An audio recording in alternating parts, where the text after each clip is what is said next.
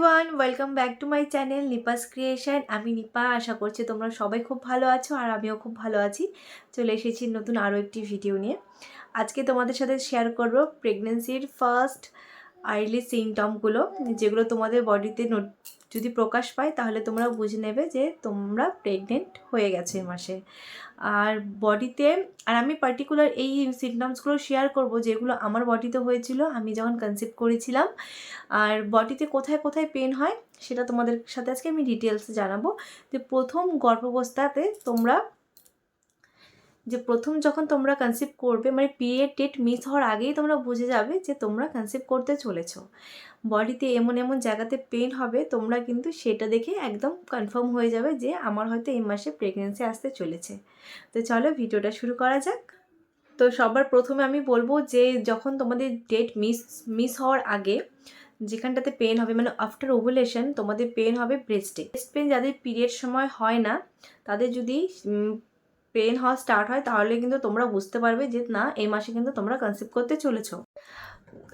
First তো তোমাদের ব্রেস্টে pen হবে। তোমাদের এই একটা সিমটমস যদি তোমরা বুঝতে পারো তাহলে কিন্তু তোমরা বুঝে নেবে যে এই মাসে তোমরা কনসিভ করতে চলেছো। সেকেন্ড যে সিমটমসটা বলবো সেটা হচ্ছে তোমাদের দাঁতের মধ্যে, দাঁতে না বলবো ঠিক মাড়িতে একটা ব্যথা হয়। ব্যথাও ঠিক না, কিন্তু মাড়িতে রক্তপাত হয় মাড়ি দিয়ে। তো অনেকের প্রেগনেন্সিতে মোটামুটি 100 জনের মধ্যে কিন্তু 30 জনের এই মাড়ি দিয়ে রক্তপাতটা হয় প্রেগনেন্সি আসলে পরে। এটা খুব আর্লি একটা প্রেগনেন্সি সিমটম, তোমাদের সাথে আমি এটা আলোচনা করছি। এটা পার্সোনালি আমার হয়নি, তবে আমার চোখে দেখা একজনের হয়েছিল এরকম প্রবলেম। তো সেই কারণে তোমাদের সাথে শেয়ার করলাম যে দাঁতের মাড়ি দিয়ে কিন্তু রক্ত পড়তে পারে। এটাও কিন্তু একটা প্রেগনেন্সির খুব বড় একটা সিমটমস।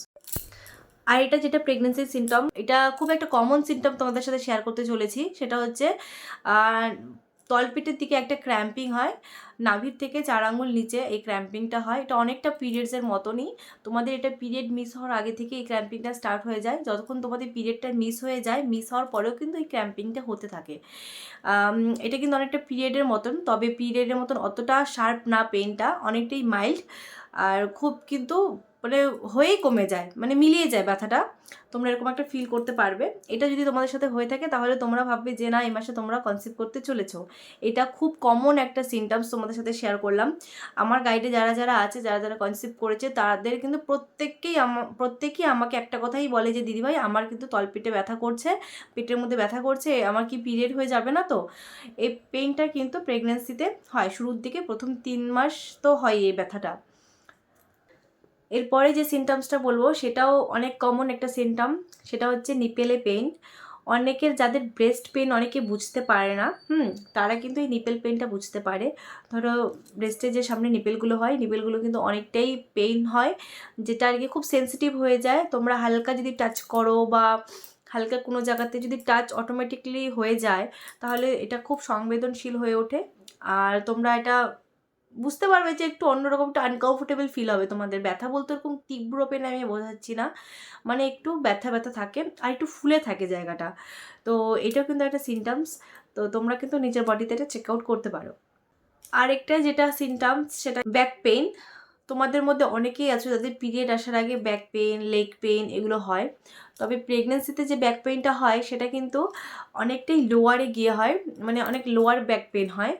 হ্যাঁ, পেছনের একদম মিডিল পোর্শনে পেনটা হতে পারে, অথবা তোমাদের যে কোনো দু সাইডে, মানে ডান সাইডে অথবা বাঁ সাইডেও কিন্তু এই পেনটা হতে পারে।